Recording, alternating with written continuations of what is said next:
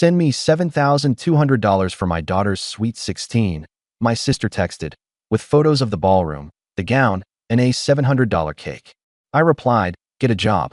10 minutes later, Dad wrote, pay, or get out of this family. That night, I pressed, cancel, cancel, cancel everything. By 7:30 the next morning. My name is Gary. I'm 34. Older brother by 4 years, this steady one. The guy who files receipts in labeled envelopes and keeps a spreadsheet for everything from utilities to socks. I work as an auditor. My superpower is asking boring questions until the numbers tell the truth. My coworkers joke that I can smell a missing decimal from across a conference room. That's not a joke. I can. I live alone in a small one-bedroom above a dry cleaner. The place always smells faintly like starch. I don't mind. I keep my kitchen like a sample budget. Simple, predictable, nothing fancy. I meal prep on Sundays. I bring my own coffee Monday through Friday. I like rules. I like that rules don't get offended when you follow them. My family. Rules are optional. We grew up in a ranch house where the TV was always on and mail lived in a pile near the fruit bowl. Mom is warm, loud, a hug that comes with a to-do list. Dad is a fixer when it's his idea, allergic to planning when it's yours. My younger sister, Bella, is sparkle and momentum. She makes everything a moment. She used to turn cereal into a performance. The camera loves her. People love her. Bills do not. Since college, I've been the fallback. The ride from the airport, the guy who reads the lease, the emergency contact, the one who knows how to talk to banks. At 25, I found out knows how to talk to banks actually meant puts his name on things. That's a later part of the story. On a Tuesday night in March, I was in my apartment with a casserole cooling on the counter and a basketball game on mute. I was marking up a client's expense sample with a yellow highlighter. The dry cleaner downstairs clanged a rack. My phone buzzed. It was a text from Bella. First a photo. A ballroom with chandeliers like upside-down frozen fountains. Gold chairs. A DJ booth.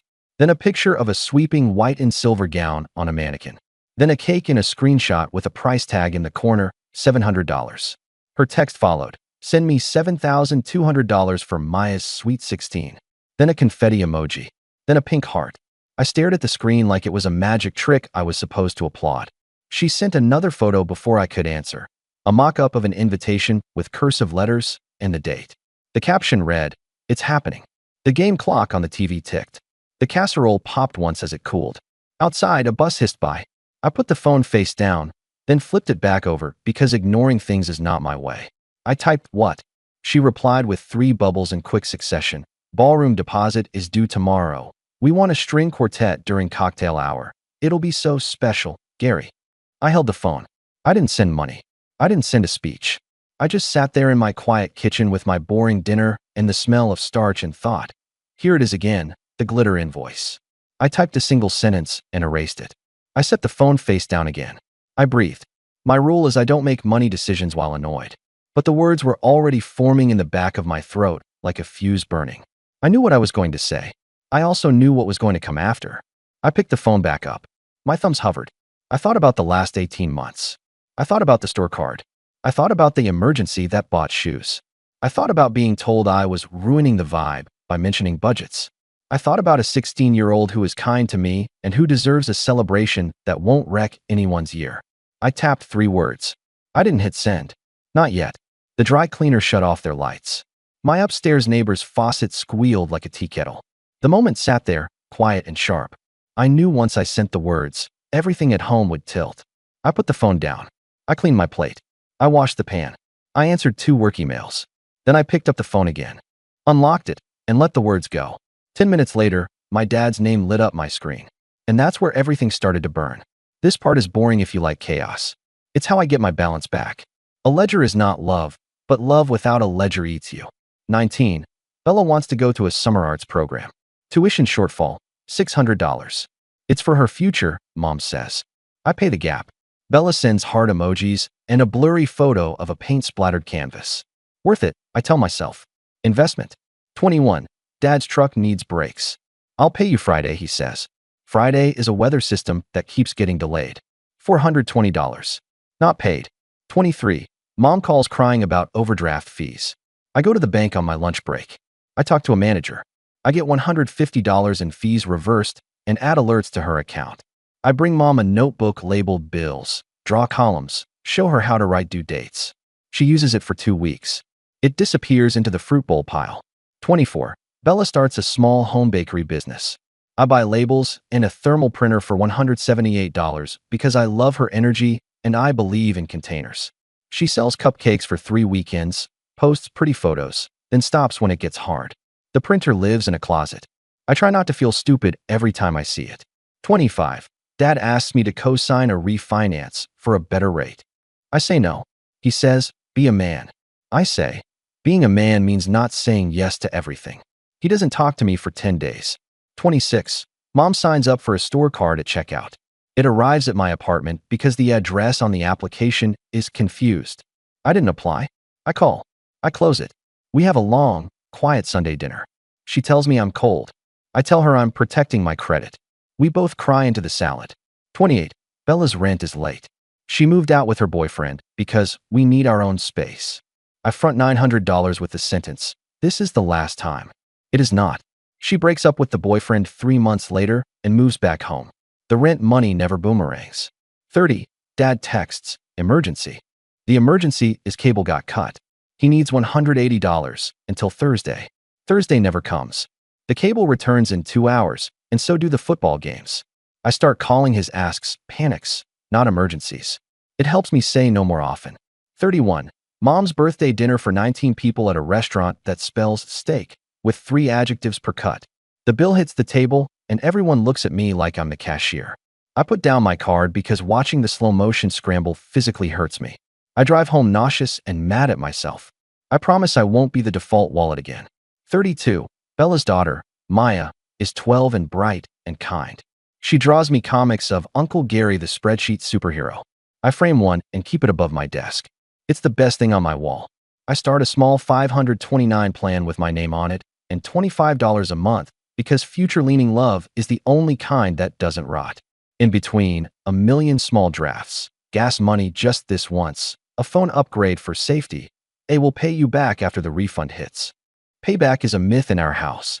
Gratitude is real. Gratitude is warm and heavy. Gratitude does not pay the Amex. The worst part isn't the money. It's the tilt. If I bring home a bonus, Dad says, don't brag. If Bella posts a selfie with a caption about hustling, Mom comments 12 hard eyes. When I say no, I'm told I'm making everything about money. When they say yes to themselves, it's self-care. It makes me sound bitter. I didn't start bitter. I started practical. Bitterness grew like mold on the practical when I kept being told my no was cruelty and their want was need. I started therapy last year because my chest was tight all the time and my jaw ached from clenching while I said, no problem, to problems that weren't mine. The therapist asked, what do you want? I said, to stop being the family's overdraft protection. She said, that's a boundary. I said, boundaries get you exiled. She said, sometimes exile is a healthy distance.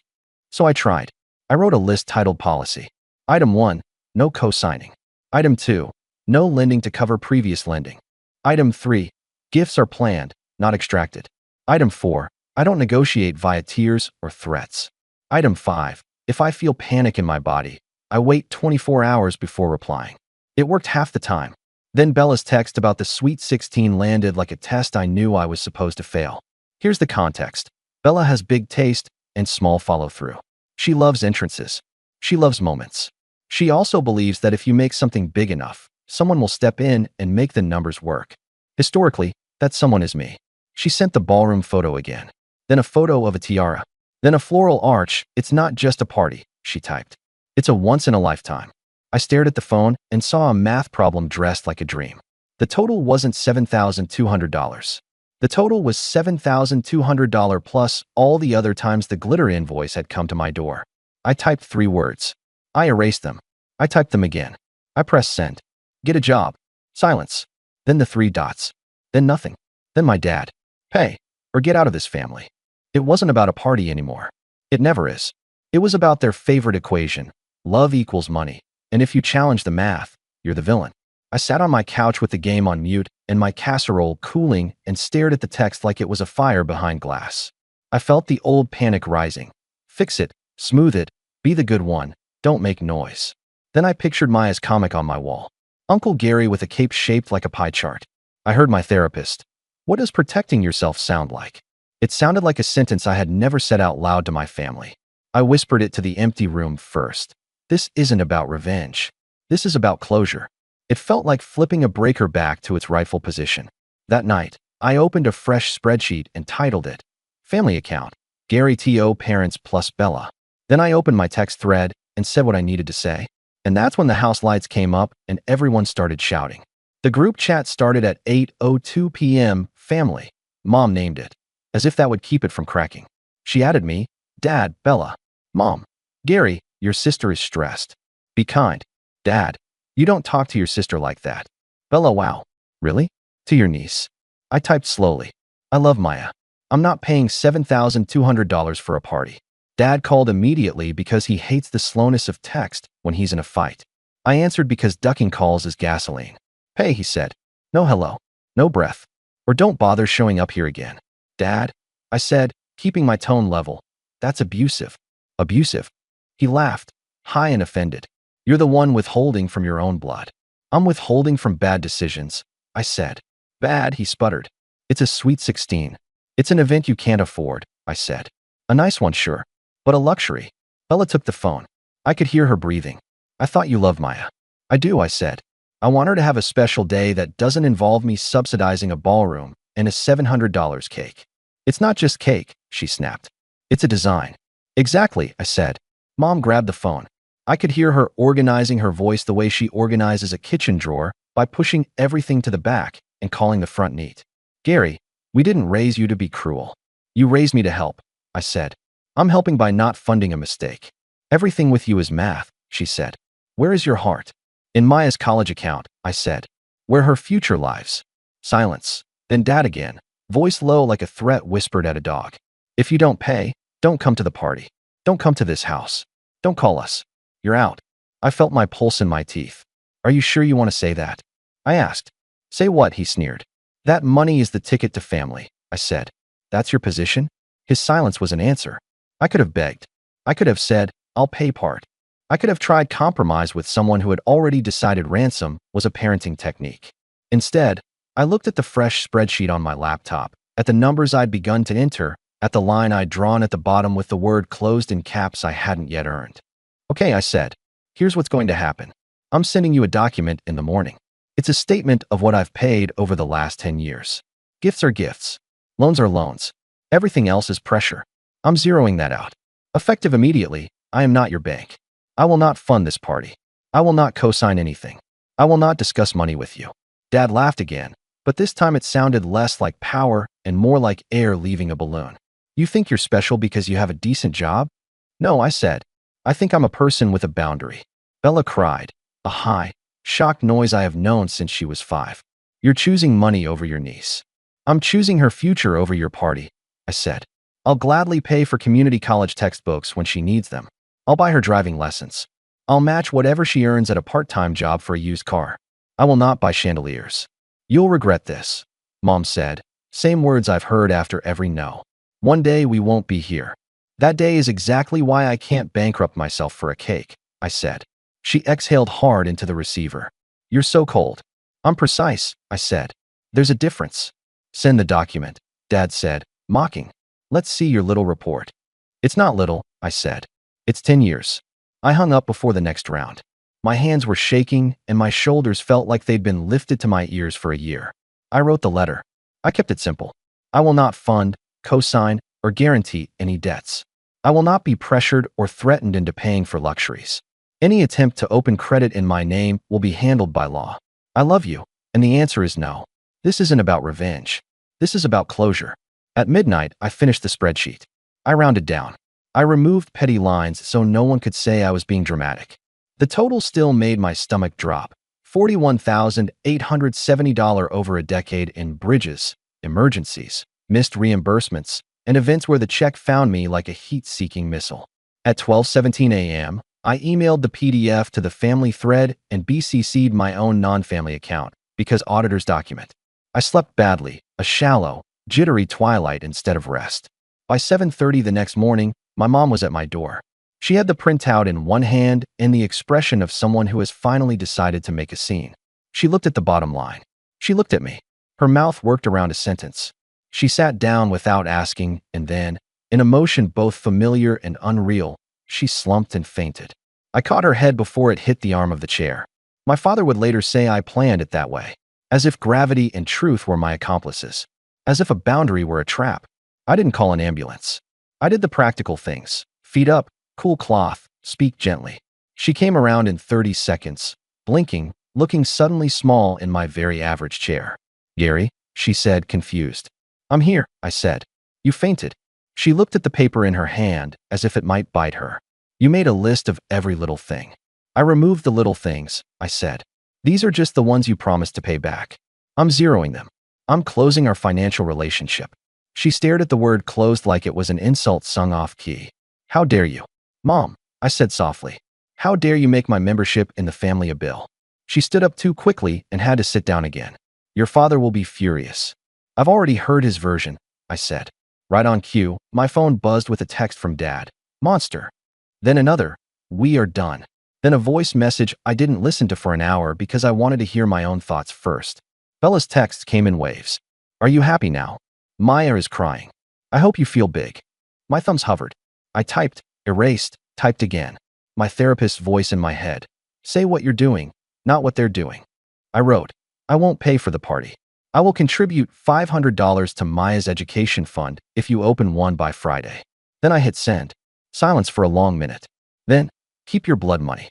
Then 5 minutes later, "What's a 529? I sent a link. She left me on read. Mom finally stood without wobbling. She smoothed the paper. She folded it into a too tight square. "You're not the person I thought you were," she said. "I am," I said. "I'm just done paying to be him." She left without touching me. The door clicked. My apartment felt huge and airless. I made coffee. I sat at my table with a mug between my hands so I wouldn't text out of heat. I listened to Dad's voicemail when my hands were steady. "You did this to your mother," he said. "You always were a cold fish. Don't come here. Don't call us. Don't use our name to make yourself feel important." I saved it. Documentation. At 9:05 a.m., my boss called. "You good?" he asked. "You're usually on early." "I had a family thing," I said. "Take the morning," he said. Then, after a pause, "Take the day." I didn't. Work is where the numbers behave. I need that when the people don't. By lunch, my aunt had called to choose sides gently. "Your mother is devastated," she said. "This party is a big deal." "She can have a big deal," I said. "She can't send me the invoice." "Family helps," she said. "I've helped for a decade," I said. "Now I'm helping me." She made the disappointed noise. "You know you sound like a banker." "I am an auditor," I said. "I count because no one else will." In the afternoon, my credit monitoring pinged. A hard inquiry from a store in a mall I haven't visited in years. I called immediately. "We have a new application under your name," the rep said. "Close it," I said. "Fraud." "Co-applicant?" she asked. "Your sister's name appears." "Close it," I repeated, and flag my file. I sent the confirmation to the family thread with one line. "Do not attempt to open credit in my name. Any future attempts will involve the police." Dad replied, "Stop threatening us." I typed, "Stop stealing from me." Then I deleted it and wrote, "This isn't a threat. It's a boundary." At 3 p.m., my therapist squeezed me into a video slot. I sat with my laptop balanced on a stack of audited binders and told her about the fainting, the voicemail, the mall card. "What does your body feel like?" she asked. "My jaw hurts," I said. "My stomach feels electric." "What is your rule today?" she asked. "I don't make decisions to fix their feelings," I said. "I make decisions to protect my future." She nodded. "Say it to them." "I already did," I said. "They heard betrayal." "That's not yours to translate," she said. I wrote it on a sticky note and stuck it to the corner of my monitor, not my translation. Over the next week, the family chat was a storm. Mom sent photos of cake designs with the caption, "Never mind, we'll do sheet cake," followed by a crying emoji. Bella posted to Facebook a vague status about some people choosing money over love. Friends commented with praying hands. Dad updated his profile photo to one of him and Maya, smiling, as if to say, "We're fine without you." I did boring things that felt like sandbags against a flood. Froze my credit. Removed my parents as authorized users on an old card I had forgotten they were on. Changed passwords. Updated emergency contacts at work.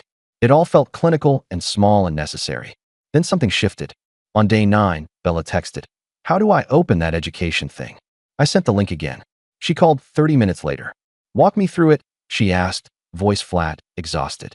Okay, I said. On one condition. We are not talking about the party. Fine, she said. We set up the account. She put in $25. I put in $500. It wasn't a truce. It was a wire laid under the yard. On day 12, Mom texted. I made soup. Can I drop some off? I said yes with a rule. No party talk. She came by, hugged me briefly, set the Tupperware on the counter, touched the edge of one of my spreadsheets like it might tell her a secret, and said, Your father is stubborn. It was the closest to an apology I have seen in my family. I said, I know. On day 15, Dad called. I let it ring once and picked up on the second out of old reflex. Your mother fainted, he said, weirdly cheerful, like he'd discovered my kryptonite. You happy? No, I said. I'm sad. I'm also still not paying. Silence. Then a breath. You always were good with numbers, he said, almost soft. We're bad with them. That's true, I said. Can you look at ours? He asked. Not to pay. To look. I sat up. Yes, I said. I'll look. I won't pay. Fine, he said. Saturday at their dining table, I brought a legal pad and 3 colors of highlighters because that's how I move. I made 3 columns. Needs, nice, not now. I wrote rent in big letters at the top. I put Sweet 16 Ballroom under not now. Mom glared. I left it there. I wrote Maya's dress under nice with a dollar amount that wouldn't break anyone. I wrote sheet cake under nice and underlined it once. I wrote DJ from cousin's friend under not now.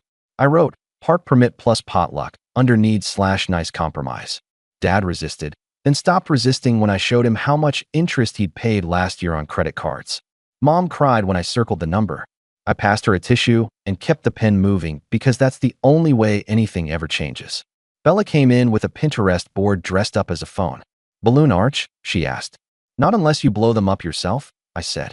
She made the face of a person who has never blown up 20 balloons and thought she might pass out halfway through. I can do that, she said, defiant. I'll get Maya to help. Good, I said. Teach her to price things. When I left, the ballroom was out, the park was in, the cake budget was normal, and everyone was mad at me in a way that felt familiar but smaller. I got in my car and sat with the engine off. I wasn't elated. I was level. There's a difference between winning and not losing. The next week, the calls slowed. The texts cooled. A new silence moved in. Not exile. Space. I went running 3 mornings in a row and didn't take my phone. I bought a plant and promised not to kill it. I got coffee with a friend who said, You look like you slept. I had. The party plan became a backyard with borrowed lights. Bella found a neighbor with a smoker who agreed to handle meat for a case of soda and $100. Maya chose a simple dress that made her look like herself, sweet, a little shy, a little taller than the last time she hugged me. She hugged me when I dropped off folding chairs. She whispered, Thanks for the college thing. I whispered, Thanks for being you. On the day of the party, I showed up with ice and a folding table and left my wallet in the glove compartment because I'm done leaving it on the table as tribute. Dad stood by the grill like a general. Mom fussed with fairy lights that didn't work until I fixed them and said, You're still our fixer. I said, I fix lights, not budgets. She nodded. Fair. Bella avoided me at first, then brought me a plastic cup of lemonade like a white flag. No chandeliers, she said, laughing without joy. It's beautiful, I said, and it was. People were happy. Maya was glowing. The backyard looked like a real life you could afford. The $700 cake? It became a sheet cake from a bakery that printed a watercolor version of one of Maya's drawings on top. It tasted like vanilla and a beginning. Later, Dad pulled me aside. He looked like he wanted to say something that didn't fit in his mouth. You're a good man, he said abruptly. Thanks, I said. He grunted. Don't expect poetry. Wouldn't dream of it, I said.